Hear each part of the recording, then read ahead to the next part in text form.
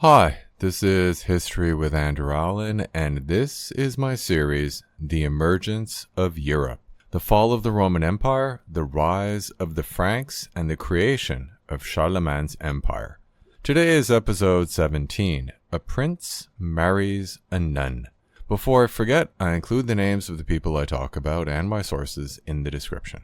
As I explained last episode, when Childebert died, his three brothers divided his kingdom between them. The brothers had increased their lands without the risk of war and should have been satisfied.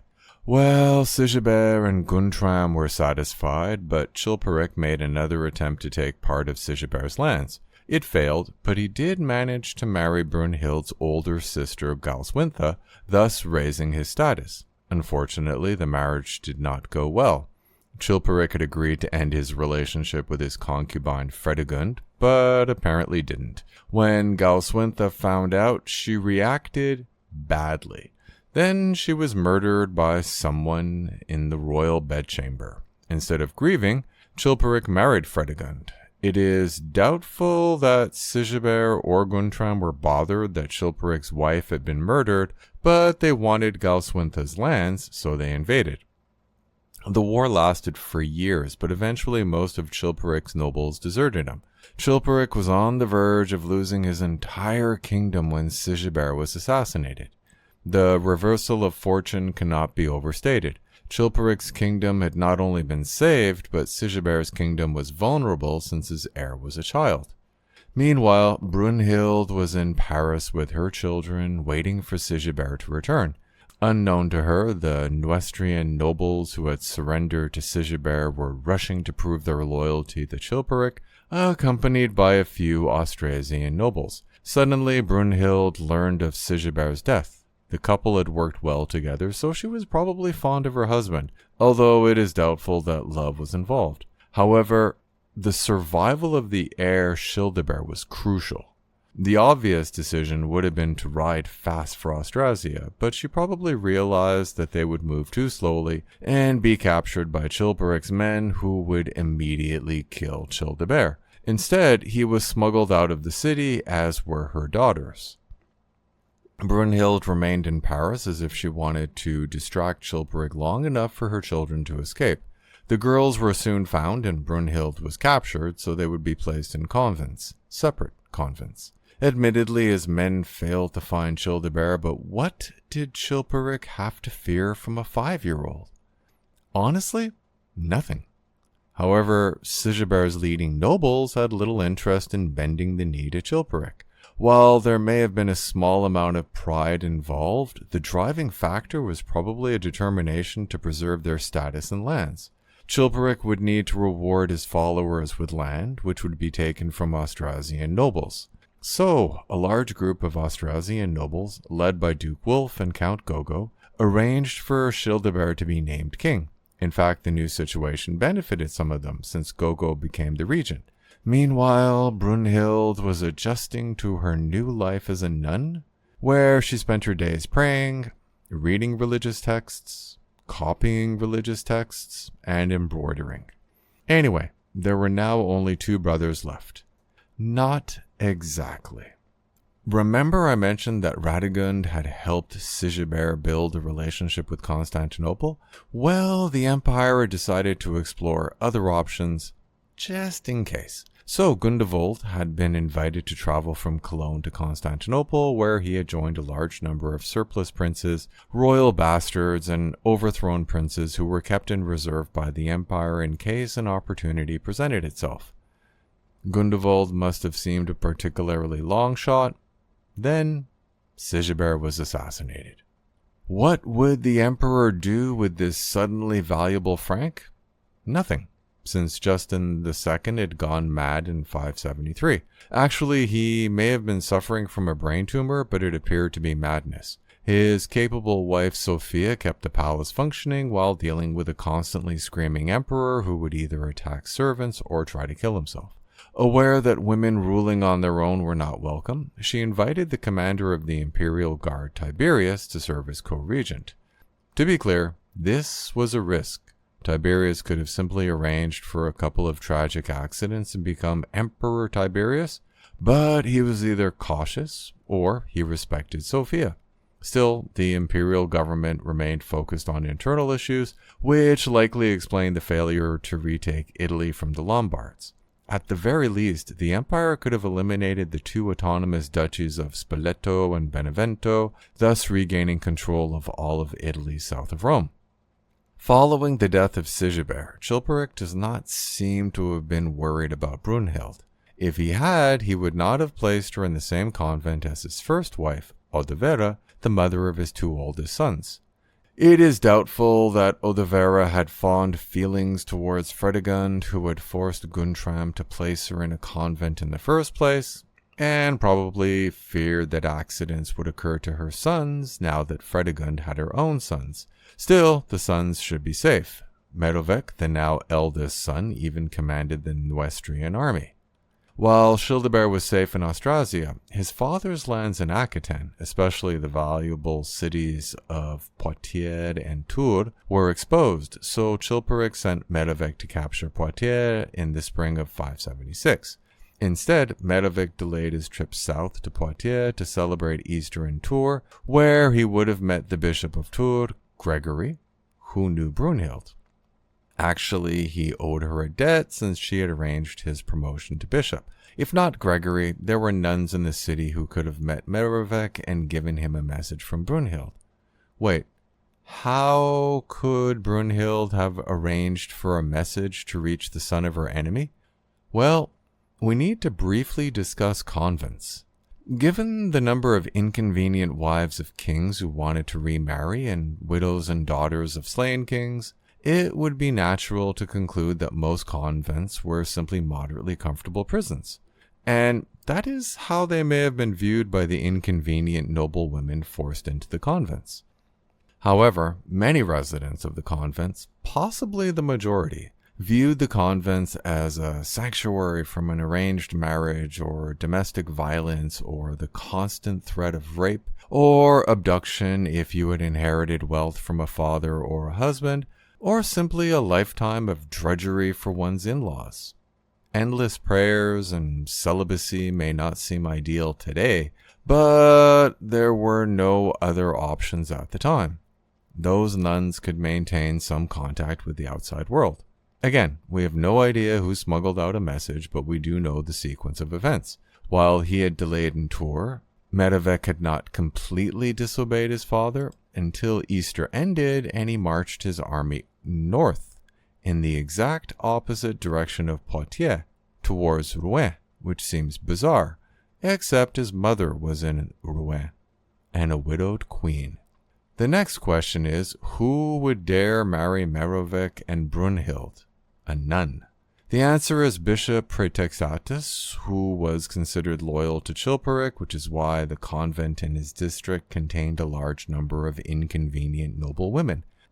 It is likely that Praetextatus distrusted Fredegund and knew that Chilperic was getting old, so he had just done a major favor for the man who was heir to Neustria and the new stepfather of the very young king of Austrasia. Why did they marry? Clearly, Brunhild wanted to leave the convent and needed a powerful man to arrange it. Did she want Merovech to rule in Austrasia? Unlikely, since her son was already on the throne. Could she have hoped that Merovech would launch a coup against his father? It seems likely, since leading nobles in the region had already sworn allegiance to Merovech. Honestly, nobles may have been fed up with Chilperic's rash nature. Neustria had been conquered, slowly and painfully over years. In the end, the kingdom had survived because Sigibert had been assassinated.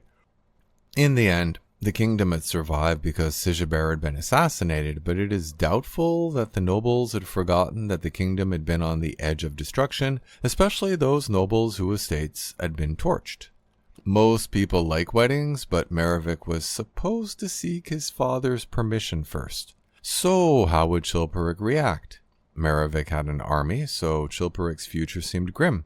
However, Chilperic appears to have moved faster than expected. Since there is no mention of a battle, it seems that Merovech's army either went home or joined the king. After a brief siege, the young couple surrendered, presumably expecting that they were too important to be killed. Having survived a coup, Chilperic moved to prevent another one. Merovech was placed under house arrest and his younger brother Clovis was given command of the army.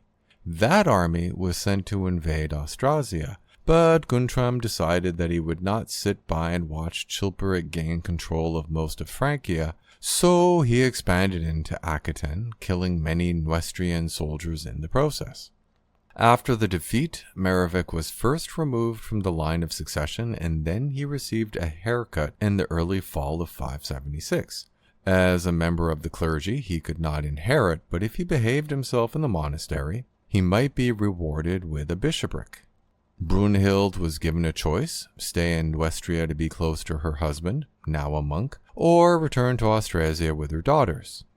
Unsurprisingly, she returned to Austrasia. Great, now Chilperic could relax. Except Merovech escaped his guards on the way to his new home in the monastery and sought sanctuary with Bishop Gregory. Eventually, Chilperic demanded that Gregory evict Merovech or he would send in troops. Gregory refused, setting the stage for a dangerous showdown. Actually, Merovech was not alone. Guntram Boso had received sanctuary near the end of the war between Sigibert and Chilperic. He needed sanctuary because he had killed Chilperic's eldest son, otherwise known as Merovech's older brother. They probably had interesting conversations. Actually, Guntram Boso was not the only noble who had to fear Chilperic's desire for revenge. Remember Bishop Praetextatus, who had performed the marriage ceremony for Merovech and Brunhild? Chilperic didn't forget. In fact, Chilperic convened a synod of bishops in Paris to try Praetextatus on religious grounds since he could not be tried for secular crimes. The king and the queen had numerous friendly bishops, regardless of whether the friendliness had been purchased or intimidated. The synod went according to plan, and Praetextatus was removed from his bishopric. Aware that Chilperic would eventually send in men to drag out Merovech, the former prince and his new friend Guntram Boso fled to Austrasia after a long, dangerous journey. So Merovech could finally plan to overthrow his father. Unfortunately, the larger geopolitical situation had changed dramatically. Life expectancy was short, even for royalty at the time. Guntram's 2 teenage sons died of dysentery in the spring of 577. Accepting that he and his wife were too old to have another child, Guntram made an offer to the Austrasian regents. He would name his 7-year-old nephew Childebert as the heir to Burgundy, but the war would have to end. Basically, Austrasia could not support Merovech against his father. Brunhild agreed, although, to be honest, she had little choice. She undoubtedly wanted revenge against Chilperic and Fredegund, but the nobles who were her main allies saw a chance to unite Austrasia with Burgundy. Merovech was asked politely, but firmly, to leave the court, although he was permitted to hide on lands that belonged to Duke Wulf, just in case the situation changed again. Apparently, Merovech grew tired of hiding since he was lured away from his refuge in Austrasia by promise of support from a region in northern Neustria, and he rode there without consulting Brunhild or any senior nobles. Most likely, he was desperate by then. It was a trap. His followers were killed and he was captured. Realizing that his punishment was unlikely to be a moderately comfortable life in a monastery this time, Merovech killed himself. Shortly after the exiled prince's death in the fall of 577, Fredegund's youngest son Samson died of dysentery, leaving only Merovech's younger brother Clovis and Fredegund's 7-year-old son Childebert as potential heirs to the throne of Neustria.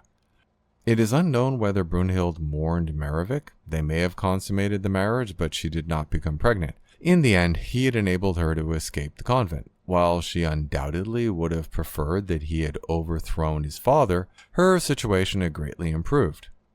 Anyway, she was busy arranging the marriage of her eldest daughter Ingund. Okay, she was 12, so the marriage would have to wait a few years, but the negotiations could start. Would she be married to a noble in Austrasia or Burgundy? No, the prospective groom was a 14-year-old named Hermangild, the eldest son of Leovigild, king of Hispania. Leovigild's brother Lueva had succeeded Brunhild's father Athanagild, and Leovigild had succeeded him when he died in 572. It was a good marriage alliance, but the deciding factor was probably the knowledge that her daughter would be watched over by the queen, who happened to be Goswintha, Brunhild's mother. Leovigild had apparently decided to strengthen his position by marrying his predecessor's widow. Following endless reigns during the summer of 780, dysentery killed many, including Fredegund's sons, the baby Dagobert and his older brother Prince Childebert. While she undoubtedly mourned her sons, Fredegund was well aware that her status as queen depended on providing an heir. Now there was only one heir left, Clovis, Chilperic's son from his earlier marriage. That would not be good news for Fredegund, since Chilperic had placed Clovis's mother and sister in a convent in order to be with her, and Clovis likely resented her for that. Moreover, she was aware that Chilperic himself had barely survived this attack of dysentery. Apparently, Fredegund arranged for a servant to be tortured until she confessed to being a witch who had cast spells to kill Fredegund's sons on the orders of Clovis. Chilperic somehow believed this and had his only heir placed in chains, where he somehow found a knife and killed himself. Even Clovis's mother Odovera was killed, even though she should have been safe in the convent. The events are bizarre even for the time, and the main account comes from Gregory of Tours, who does not appear to have been fond of Fredegund. In case you lost track, a total of 6 potential heirs in 2 kingdoms had died in less than a decade, leaving a single adolescent as the only potential heir for 3 kingdoms. Brunhild probably mourned the death of her ally Odovera, but she had problems in Austrasia. Gogo had managed to keep the various factions from open conflict for 4 years, but he had died, so 11-year-old Childebert needed a new regent. Bishop Egidius, leader of the pro-Neustrian faction, nominated a candidate who was accepted by the court. Once he felt secure, the bishop ambushed Duke Wolf as he was returning to his estates in Champagne. Determined to save a valued ally, Brunhild put on a sword and rode between the 2 forces. Her orders to stand down were ignored, but she refused to move. Egidius and his supporter, Duke Ursio, were not willing to ride down a queen, at least not in front of witnesses, so Wolf was allowed to leave. Accepting that the queen could not protect him forever, he and his supporters fled to Burgundy.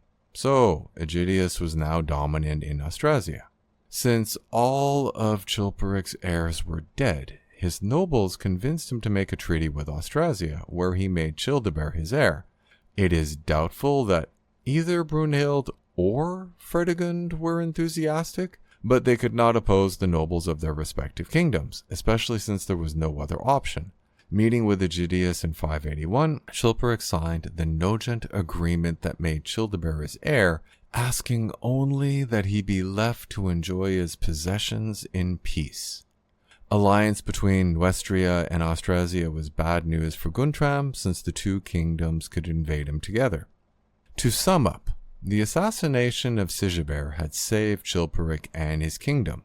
Brunhild managed to smuggle her young son Childebert to Austrasia, but she was thrown into a convent where she would have most likely spent the rest of her life. However, she received an unexpected marriage proposal from Merovech, the heir of Chilperic.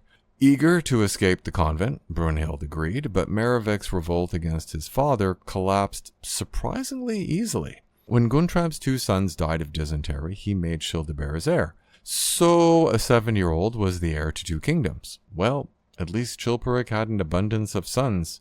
Not exactly. Within a surprisingly short period of time, all 4 of his sons were dead either by disease, suicide, or murder that was supposed to look like suicide. Fortunately, the new regent of Austrasia had good ties with Chilperic and proposed an alliance against Guntram. I will discuss the Frankish Civil War and the surprising involvement of the Empire next episode. Thanks for listening. If you liked the episode and want to support me, I include a link to my Patreon in the description, or you can buy me a coffee.